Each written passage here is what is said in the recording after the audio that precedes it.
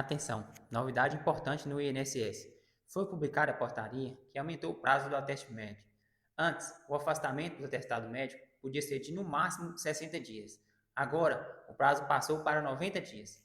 Ou seja, em alguns casos, a pessoa pode conseguir até 90 dias de afastamento, sem precisar passar pela perícia presencial.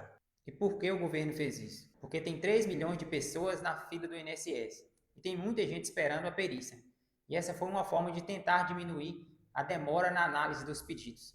Mas atenção, o atestado tem que ter a CID, que é a classificação da doença, ter também o tempo de afastamento e a assinatura do médico. Se o atestado estiver errado, o INSS vai negar o seu pedido. Então fique atento, porque essa mudança pode ajudar muita gente que está afastada do trabalho e esperando a resposta do INSS. Já segue meu perfil aqui, que sempre posto informações importantes referente a benefícios do INSS.